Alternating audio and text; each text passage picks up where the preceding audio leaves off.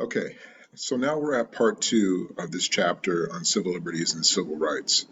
And this particular section focuses on arguably the most important of this chapter, not because I'm diminishing the issues of gender and sexual orientation at all, but just because this chapter, in terms of civil rights, is actually about the rights of all people, regardless of gender, sexual orientation, or whatever your other issues that are pertinent to this umbrella called civil rights.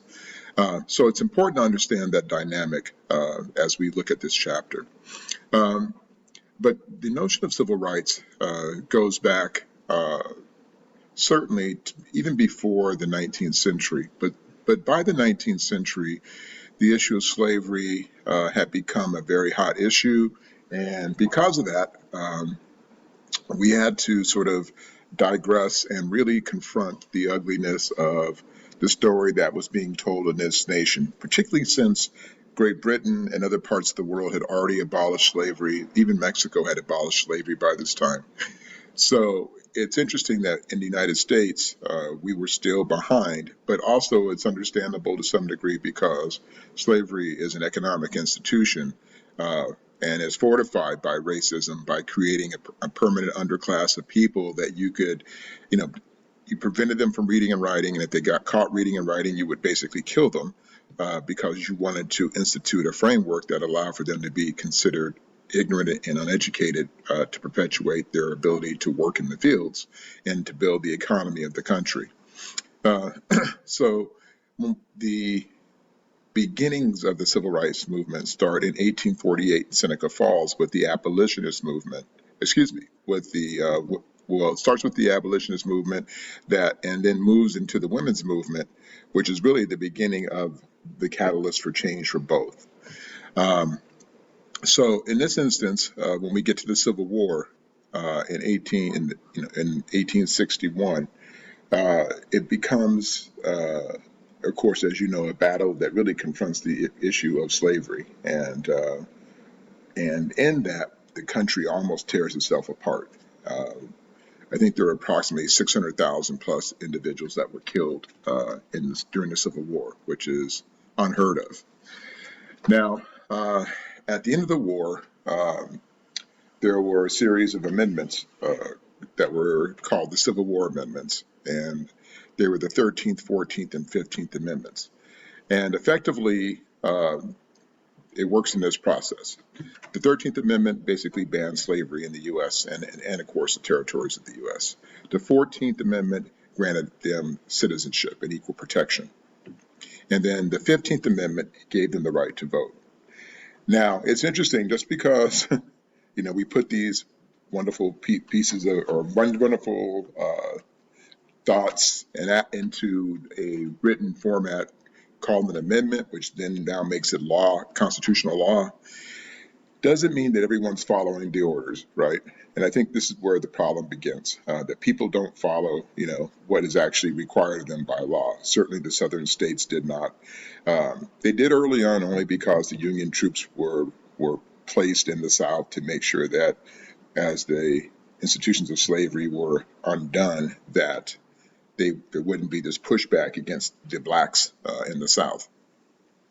And so because of that, this allowed blacks in the South to have a little bit of political power, and like for example in South Carolina, they had blacks in the state legislature for the first time. And this all changed, unfortunately, after Lincoln's assassination, with a few presidents who decided that it was in their interest, who, first of all, did not support the breakdown of slavery, but also really had Southern ties and really protected their interest to become president by siding with the South. And particularly Rutherford B. Hayes was instrumental in this, in that he pulled the Union troops out of the South, and that basically left the blacks in the South unprotected, so that it allowed the whites in the South to basically brutalize them and attack them and terrorize them. And of course, as you all know, this goes on for another 100 years at least. And many would argue still continues today. In fact, I would agree that in some ways we are still fighting the Civil War, that we still have not gotten past uh, and dealt with the issue of race in this country. We never, the Equal Rights Amendment was never passed, was never ratified, rather. In other words, what happened was it was approved in both houses of Congress, but you need a 2/3 vote in both houses of Congress, and then you have to have 3/4 of the states or state legislatures approve it in order for it to become law. Well, that means you need 38 states, and they could not get 38 states to sign off. And so here we sit today, um, you know, arguably, 155 years from the Civil War, and we still don't have an Equal Rights Amendment that says that it is illegal to discriminate on the basis of race or color. And so these are things that I hope that we get to confront in my lifetime and hopefully your lifetime, because it may eventually affect all of you and at some point in your life. Now, let me move on here. So understanding this and understanding that one of the prime examples of this indignation started with a case that was from during World War II, which was the Korematsu case. And it was a case where a Japanese American named Fred Korematsu was arrested on the streets of Oakland because they had mandated that all Japanese on the West Coast be relocated to what they called relocation centers, which basically were nothing more than prisons for the Japanese people. And sadly enough, President Roosevelt, FDR at the time, in Executive Order 9066, um, basically enforce the Japanese to sell off their property in a matter sometimes of days and sometimes a week or two, and they lost everything and were pushed away into internment camps. And Leon Mineta, who was a state legislator and also was in the Clinton administration in his cabinet, had said that he realized that it was more of a prison than a relocation center because the machine guns were pointed in at them and not out to try and protect them. Uh, and so this is arguably one of the greatest civil rights violations toward Asian Americans in this country that happened. And it's ironic to note that at the end of the war, that not one Japanese citizen that they had incarcerated was ever found guilty of treason in this country. And many of these people were second and third generation Americans and had been attending universities all over the country, were pulled out, and were never able to go back. Uh, it's again one of the greatest tragedies of that time. Ironically, the side note to that is that one of the greatest fighting units in all of World War II, in both the Pacific and Europe, was the 442 Battalion that was made up of basically all Japanese troops that were fighting, and the most highly decorated unit in all of World War II. And while they were fighting for this country was incarcerating their families. Imagine the indignation of that. And let's also go a step further that Hispanics, several 100,000 Hispanics were in the military.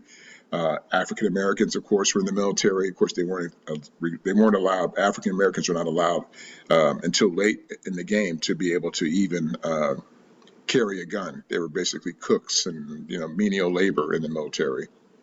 It wasn't until Harry Truman desegregated the services prior to the Korean War that blacks actually were able to have any sort of responsibility. Um, and then, of course, after the war was over, after World War II was over, the blacks and Hispanics and other folks got sent back to their homes. And if they had a home, but they thought they were going to come back and be treated fairly and equally, and found out very quickly that they were not. So what I'm going to do for a moment here is I'm going to stop. I want you to watch this clip on the Korematsu case. It's about 25 minutes or so. I want you to stop and then think about what indignation he went through and he fought it all the way up until he was an old man and finally moved the bar a little bit on this civil rights violation, but has never completely been exonerated through this time. Okay, we'll take a break and then we'll come back after you watch this.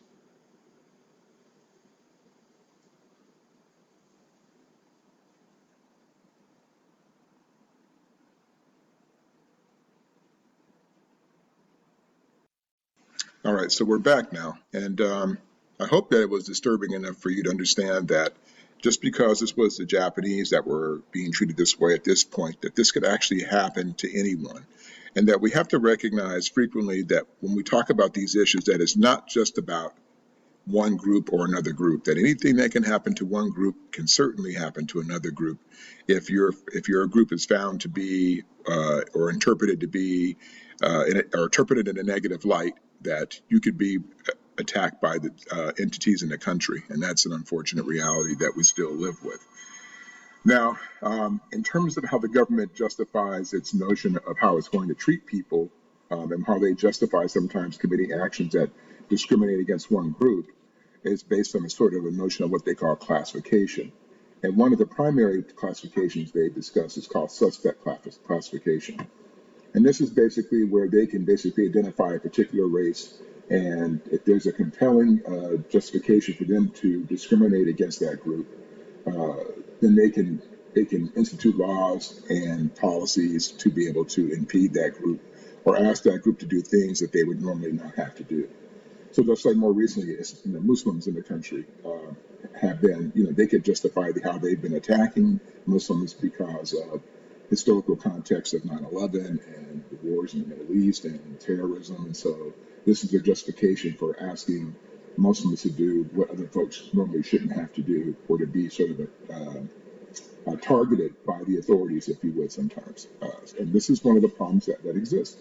Even the issue of immigration, when you talk about Hispanics along the South, and the issue of immigration allows for the laws, and like in Arizona and parts of California, for them to sort of stop and question and people who look Hispanic. And if you don't have the proper ID and things like that, you could be held and if you and questioned without due process. So these are things we have to be able to understand and to make sure we hold people accountable for the actions that they take. Okay, so let me move on here.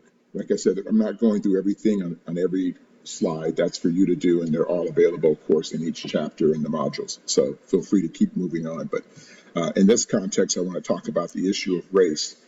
And in this particular segment, we're going to be looking at several different video clips that will be dealing with this issue, because I've already discussed the context of slavery, and during the post-Civil War period, because of the Rutherford B. Hayes removing the Union troops from the South, the whites had created all kinds of laws and policies in their states to be able to discriminate against black people in the South. And when we get to the late 19th century, of course, we have some important events that take place. And certainly the blacks that suffered through the Jim Crow segregation and Jim Crow laws that basically tried to unwind the 13th, 14th, 15th Amendments. This is a huge roadblock to them having true equality. Now, in the late 19th century, the case of Plessy versus Ferguson, which basically said that segregation did not, in fact, violate the 14th Amendment, and that is basically it was cool to have separate but equal facilities as long as you had, as long as both kids could go to school, for example, you were cool. But they didn't discuss that the white kids had really good schools and you didn't have quite that kind of school. That the white kids went to school for 9 months out of the year and you went to school for maybe 2 or 3 months and then had to go work in the fields. And this included blacks and Hispanics, not just black folks. So it was very much, it just looked good on paper, but it didn't apply in the real world in any real sense. And then, of course, this is the law of the land up until Brown versus Board of Education in the 1950s, which basically said that it basically rejected the Plessy versus Ferguson argument and said that you had to have equal access to education for all people, regardless, especially in public education, that they had to be equal access for all students and all people. Now, the first way I want to dispel the issue of race is because so much of our identity in this country is defined by it. It's to sort of unwind it. And I'm going to challenge you to get uncomfortable in the next few things you're going to see, because here's the thing. The idea of race that we understand is so politically constructed. And it's ironic that we pay so much heed to it when arguably what makes America potentially a good country is the fact of our diversity. And yet at the same time, it's one of our greatest weaknesses. And so we have to be able to look through, and I'm going to try and unwind this lens for you so you start to understand even how you see yourself, or maybe even how your families, we all have families and people who in our own families who discriminate, and we carry that sometimes in ourselves. And sometimes we can't change them, but we can certainly change ourselves and we can change the bar moving forward. And so the challenge is to not continue to perpetuate the wrongs of people that we may not be able to change, right? So please keep that in mind. And I would encourage you as you start to learn some things here, to not be able to discuss these things, to show them to your families and understand that, because it really does make a tremendous difference. Changing one mind may change other minds, and that's a big step forward. So there's a video here I want you to watch. It's called Race, the Power of an Illusion. And it's episode 1, which talks about the differences between us. And what takes place here is that they take a group of students and they look at the biology or science of race. And so they have a couple of black students, a couple of Hispanic students, a couple of Asian students, a couple of white students, and they take their blood samples. Now, of course, they're looking for their DNA. Now, of course, the black kids think that they're going to be more closely linked, and the white kids think they're going to be more closely linked, and the Hispanic folks, and so forth, right? That everybody's going to be basically their DNA should all match up with the groups that they look like. Well, that's not what happened, and I'm not going to say anything else about it. So you go in and watch it, and then come back, and then we'll talk about it for a moment. Okay? All right. We'll take a pause here. Take a watch.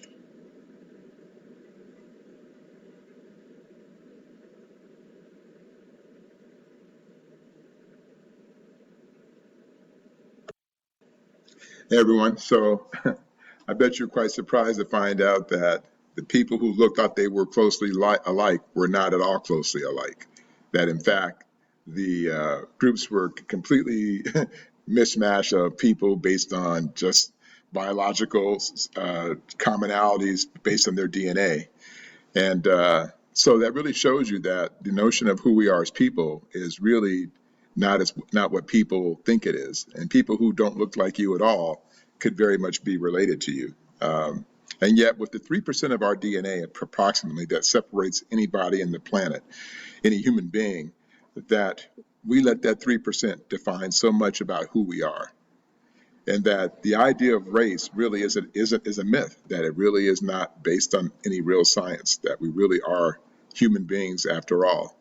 The question is how much we're going to continue to let the outside 3% of us define who we are as people inside, right? Okay, let's move on here, because I have many more things to share with you. Okay, so now that we've looked at the science, now I want to deal with a particular, this is one of my favorite video clips, and this is one of those, I'll make it a requirement. This is required for you to see. It's interesting. I grew up in a time where, like, for example, blacks and Hispanics got along very well. And more recently, you hear stories about how there's this rift between African Americans or blacks and Hispanics. And, it's interesting. I didn't grow up with that. And it's mind-numbing to me where that comes from.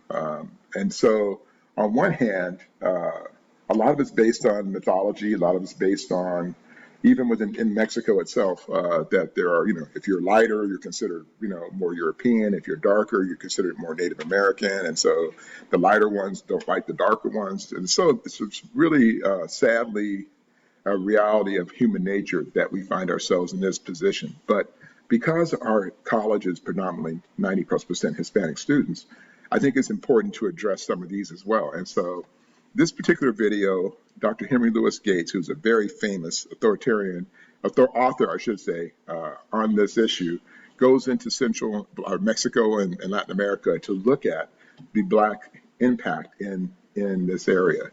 And one of the things you're going to find out immediately, well, at least in the first 20 minutes or so of the video, is that Mexico wouldn't be Mexico without an African president, who was the second president of Mexico, Vicente Guerrero, who kicked the Spanish out of Mexico. And it's interesting to note because in my class, when I show this video, and I have over the last few years, most of my students are shocked because they had no idea that the second president of Mexico was black and that his top general, Juan Morales, was also of African descent. And that these two men were directly influential in kicking the Spanish out of Mexico that allowed Mexico to be Mexico. And so it's interesting to note how and why those things happen. You'll also learn about the impact of blacks in Mexico, even up to this day. And I think it's a really good lesson. And I think you'll be quite surprised with what you learn. And most of it has to do with confronting our own bias, right? Because sometimes how we see ourselves, and yet we may find that we're more closely related than people think that they are, right? So take a look, and then we'll come back again, okay? Thanks.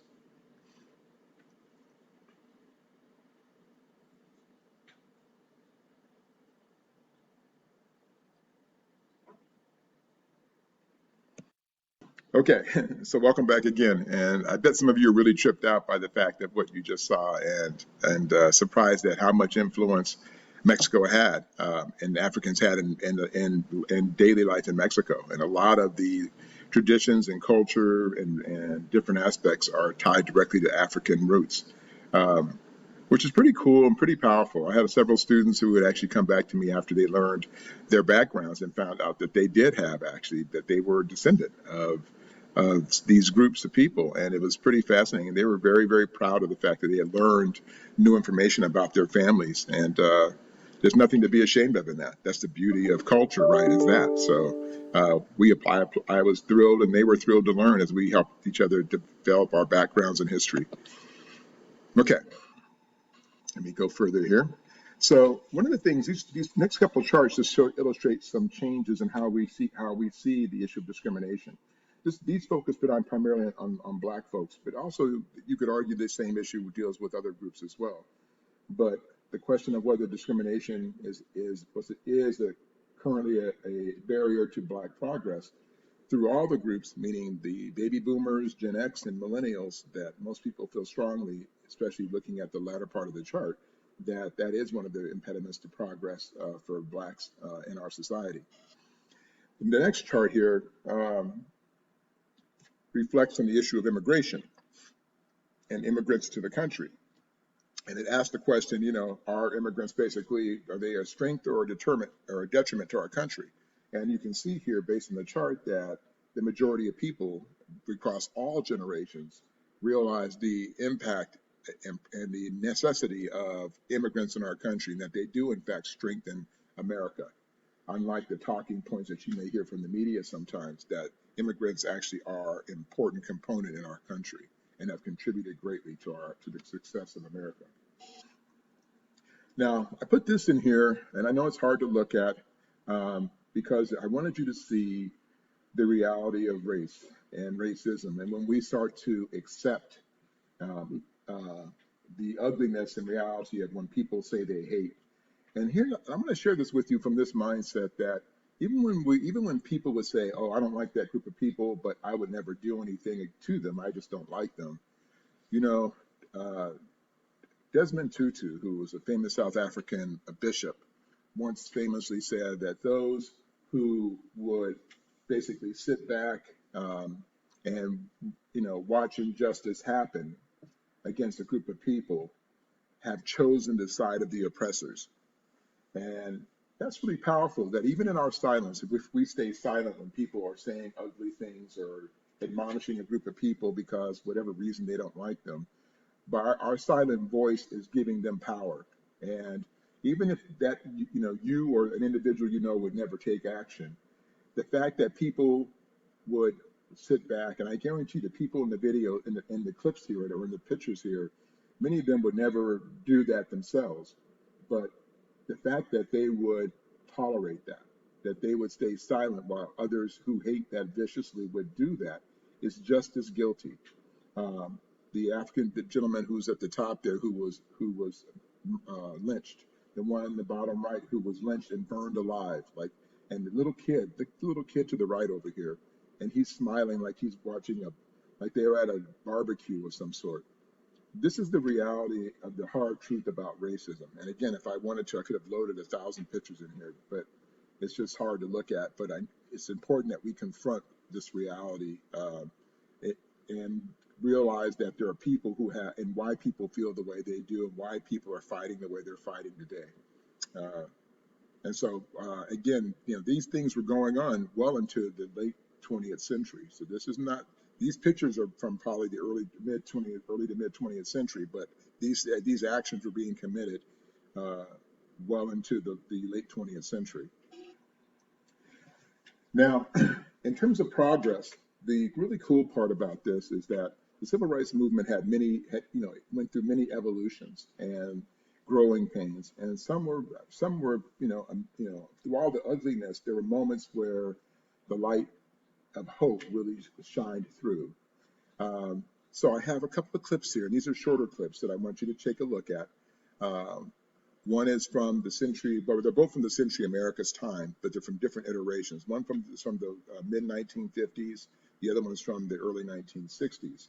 And one looks at what happened when a group of kids were down in Arkansas, were trying to integrate Little Rock Central High School, and what happened to those kids, and how the president at the time, which was Eisenhower, what he did to uh, to say that the federal law was time for it to change. And I think you'll find it to be very powerful and uplifting. And then the next video clip to your right uh, is one that shows you how the movement was propelled forward in the 1960s.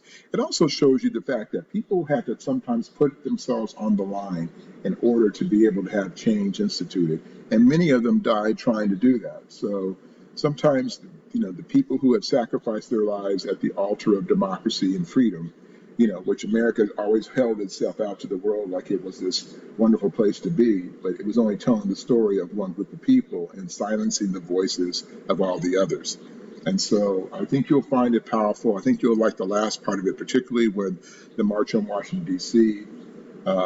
And that was really a powerful moment in history, in modern history, arguably one of the greatest moments when people of all races came together, marched on Washington, D.C., and said that racism is wrong, even at the risk of being brutalized themselves. Because if you supported, black movement during that time, you'd be called a nigger lover and all kinds of horrible things and could be subject to killing yourself.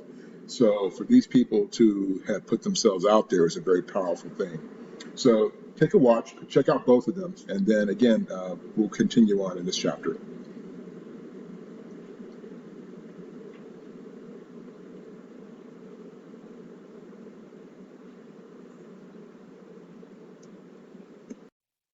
Okay, so welcome back. For me, it made me really proud to see that there were good people, and that there are good people who do understand and get the bigger picture that no matter where we come from, that we are all human beings, and in that we have to learn to respect people even if they're different from us. And that's an important lesson that I think people tend to forget, is that even if we don't understand people who don't look like us, that doesn't mean we do not have to respect them as human beings. And whether it's because of ethnicity, gender, sexual orientation, disabled, elderly, that we have to stop looking through a very narrow lens of our world as if that's the only one that applies. Because, as I will always tell you, it is never just about you. It's about who we are as people. Okay, let me move on here. So now, some of the ways that they tried to deal with this, of course, during the civil rights movement in its 50s and 60s, was, of course, civil disobedience, which is you're basically violating one of the local laws. Maybe you're having a sit-in, or acting up in a way that's non-threatening, but certainly disrupts the social fabric of society at that moment. This is one of the reasons they would brutalize people all the time. They would sit back and go, you're not being a good boy, so we're going to deal with you for not following the orders. Um, and then also, when we got moved forward from there, we moved into the church. We confronted lots of other issues. Of course, the issue of racism, which is still, again, alive and well today. We still deal with it in all sorts of into various institutional framework of our country and of our state. It's interesting to note, the Imperial Valley is an unusual place because there are a lot of folks who look like, for example, if you're a Hispanic in the Imperial Valley, because the majority of people look like you, then the idea of understanding how many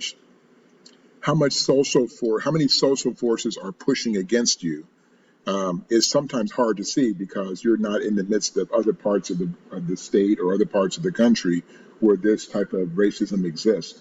So it's very easy to sort of see yourself through one lens because most people look like that your particular group of people, right? And so because of that, we have to understand that there is a bigger picture outside of that, and that that you have to confront that even though you may live here, that it doesn't mean that out there that the world is much different, right? So do keep that in mind. And you'll find that, of course, I've seen it through the issues of integration. When you try to integrate into neighborhoods that have been historically white. I remember when my family moved into an area in San Diego that had been all white, and the first families of blacks that moved in were all professional families. And then the next group, all of a sudden, white people went, uh-oh, too many black folks moving in, and then they all just got up and left and sold off their property and left the area, um, which is unfortunate because instead of embracing the diversity of people that were coming in, it was easier to just run. Um, and then, of course, confronting the reality of what we call white privilege. And that's just basically the reality that no matter whether you're rich or poor and white, that there's a certain privilege that is accorded you being in that particular group of people. Um, so these are just some of the things that we have to confront along the road on the civil rights movement. Now, we're going to stop here for a moment, and then we'll come back, and then the next iteration, the last phase of our discussion will be focused on the gender and LGBT movement of the civil rights movement. And we'll come back to that in just a moment. All right. Thanks, guys.